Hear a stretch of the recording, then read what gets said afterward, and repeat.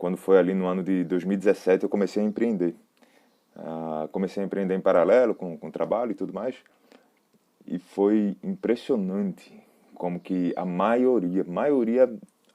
nossa, esmagadora das pessoas que estavam num, num caminho inicial de empreendedorismo, como essas pessoas queriam resultados rápidos, como elas queriam dar certo em 6 meses, e como que se as coisas não acontecessem, se os projetos delas não dessem lucros em 6 meses e não se pagassem, se elas não ficassem ricas e aquela coisa toda, elas desistiam, elas diziam que dava trabalho demais e tal.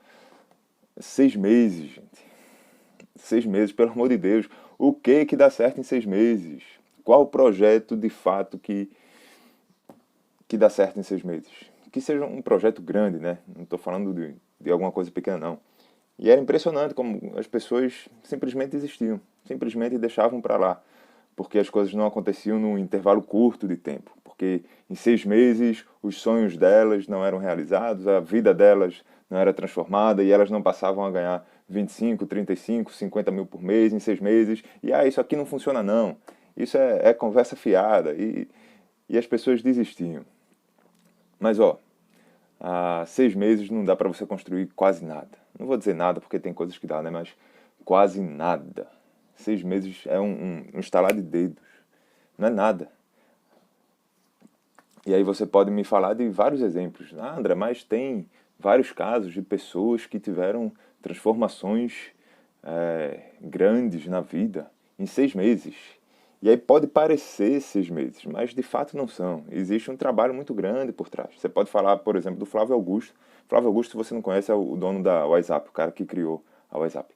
Você pode falar, mas quando o Flávio Augusto, entre a primeira escola dele que ele criou, o WhatsApp, e 6 meses depois ele tinha dezenas de escolas. Não vou saber o número exatamente. Mas em 6 meses ele já tinha dezenas de escolas. E aí você pode dizer, ó, tá vendo que as coisas acontecem no intervalo curto de tempo? Mas antes dele abrir a primeira, ele tinha anos trabalhando na área. Ele tem um projeto parrudo por trás. Às vezes a gente tem a impressão que as coisas acontecem assim, olhando para os outros, mas existe um processo de bastidor muito forte, muito grande por trás. E a gente tem esse desejo do imediatismo, né? A gente reclama das crianças. As crianças querem tudo para ontem, querem tudo em cima da hora, mas a gente também quer as coisas rápidas. A gente tem esse desejo. Isso está impregnado na gente. Isso está impregnado na nossa espécie.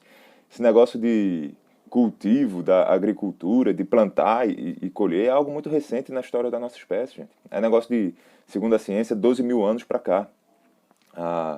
Não lembro exatamente, mas o fóssil mais antigo do Homo sapiens é de 240 mil anos atrás. 12 mil anos eu estou falando de 5% da nossa espécie. E a maior parte desse tempo, além do tempo das cavernas, nós vivemos como nômades. Grupos pequenos, ali de 30, 40 pessoas, chegava num local, montava ali tipo que um acampamento e consumia tudo que a terra tinha para oferecer, tudo que tinha para dar. Depois que consumia tudo, a gente ia para outro local. Ia vivendo assim, como nômade. Então, não dava para pensar muito no futuro. Não dava para pensar muito em longo prazo. Um ancião tinha 40 anos de idade. Eu, com 35, as chances são que eu já teria morrido nessa época. A expectativa de vida era baixíssima. Se você olhar a nossa espécie, ela é projetada para a gente novo reproduzir. Então, os melhores óvulos da mulher vêm ali antes dos 20 anos de idade. Você tem a sua maior força física, resistência, saúde, ali nos seus 20 anos de idade. A nossa espécie é uma espécie que foi construída ao longo dos anos vivendo pouco. A nossa expectativa de vida era baixíssima. Agora, esse negócio de viver 80 anos é algo muito recente na história da nossa espécie. Então não fazia realmente muito sentido, na maior parte da nossa construção enquanto espécie, pensar a longo prazo, pensar em projetos grandes, porque você tinha que sobreviver, você tinha que viver hoje. No máximo você pensava em amanhã.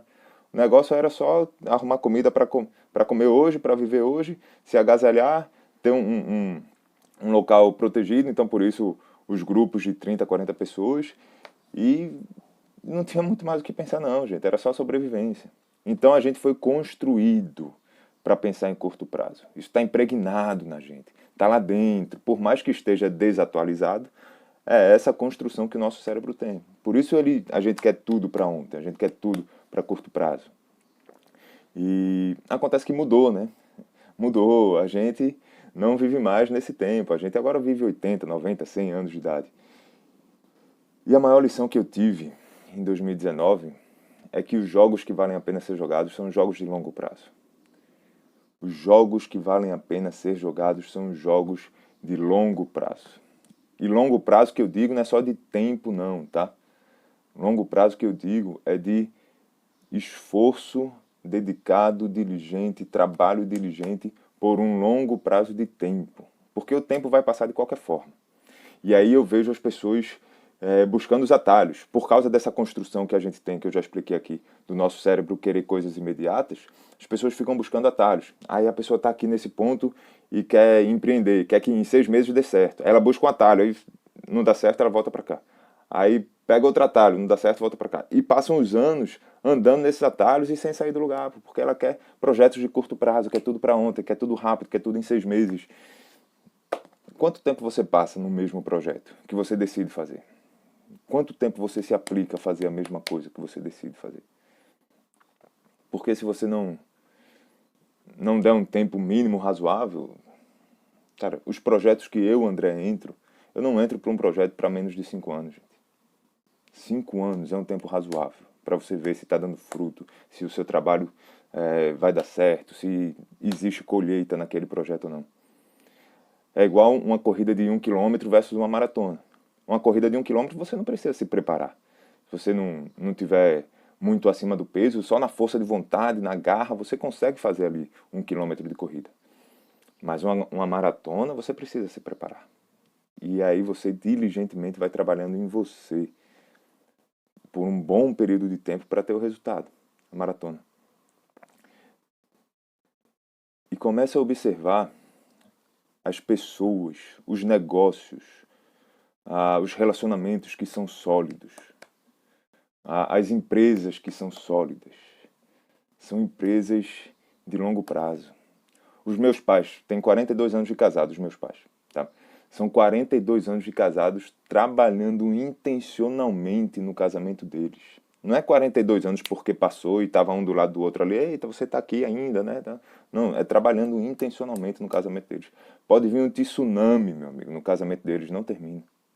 Pode vir um atropelo da vida, não termina, porque é uma relação sólida, porque são 42 anos trabalhando intencionalmente naquela relação. E André, o que que isso tem a ver com a educação de filhos? Eu pergunto a você, qual jogo você tem jogado na educação dos seus filhos? Você tem jogado o jogo de curto prazo? Ou você tem jogado o jogo de longo prazo? Você tem jogado o jogo de pensar no hoje, no agora? Você tem jogado o jogo de pensar no seu filho daqui a 10, 15, 20, 30 anos? E esse não é nem um longo prazo, esse é o médio prazo, né? No final da live eu falo mais sobre o longo prazo. Mas qual é o jogo que você tem jogado na educação dos seus filhos? Você tem jogado o jogo de hoje à noite, de acabar com a desobediência agora, de parar com essa birra agora, de ter um tempinho para assistir um filme agora, de ter um sossego agora? O jogo de hoje? Ou você tem jogado o jogo do homem e da mulher que o seu filho vai se formar? Porque isso faz total diferença, tá? Essa percepção, essa visão faz total diferença da forma como você encara as crises, os problemas, os desencontros, os desgostos, os momentos difíceis. Faz total diferença na forma como você se comporta. Se você pensa a curto prazo, se você só pensa no agora, ou se você pensa a longo prazo. Se você pensa no homem, na mulher que seu filho está se formando, e ainda mais, tá? A interação que você tem com seu filho é totalmente diferente. E eu não estou dizendo que o curto prazo não importa, tá? Agora falando mais especificamente sobre a educação de filhos. Eu não estou dizendo que o hoje não importa. Claro que importa, gente. As dores do presente doem, né? As crises são chatas, as birras são inconvenientes. O filho não querer fazer a tarefa de casa é ruim, a aula online dá trabalho, aqueles brinquedos espalhados pela casa. Eu não estou dizendo que isso não dói, eu não estou dizendo que isso não incomoda. Ainda mais as famílias onde existe uma desestrutura no relacionamento com os filhos, onde os filhos gritam, onde os filhos batem, onde existe uma desarmonia. É duro educar assim, é duro conviver nesse ambiente.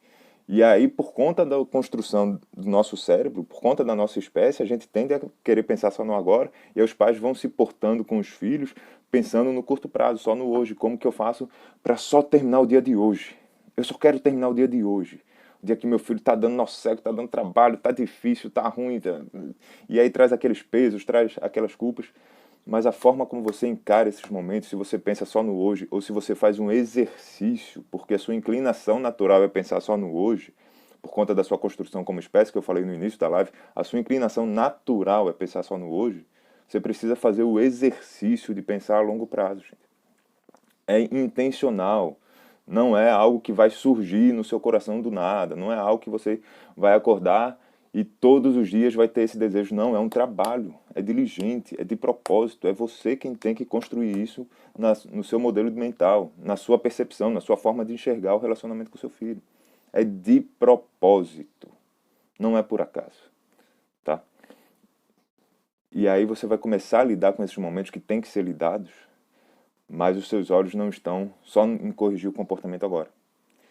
Essas interações que você tem com seu filho na hora da desobediência, do desrespeito, você vai trabalhar para criar uma harmonia na sua casa, claro que vai, para fortalecer o vínculo com seu filho, claro que vai. Não estou dizendo que tem que ser uma zona na sua casa de jeito nenhum. Tem que haver respeito, tem que haver uma harmonia na casa, mas a forma como você lida, você está pensando no que você está fazendo, se é melhor para o seu filho agora, se é melhor para você agora, só para você sobreviver hoje, ou se isso vai impactar no homem e na mulher que ele vai se tornar daqui a 10, 15, 20, 50 anos. Se o castigo que você dá hoje para o seu filho é para o bem dele daqui a 10 anos, ou é só para você sobreviver hoje? Esse castigo que eu estou dando para o meu filho vai fazer dele um cara melhor daqui a 15 anos? Vai. No seu entendimento, vai. Então dá o castigo nele. Ah, não vai. Eu estou fazendo isso só porque cara, eu só quero conseguir passar o dia de hoje. Você tem certeza que se você percebe, na sua percepção, eu não estou dizendo aqui para você que vai ou que não vai. Estou dizendo para você ter esse olhar, para você fazer essa leitura. E você começar a se portar de acordo com o seu entendimento a jogar o jogo de longo prazo.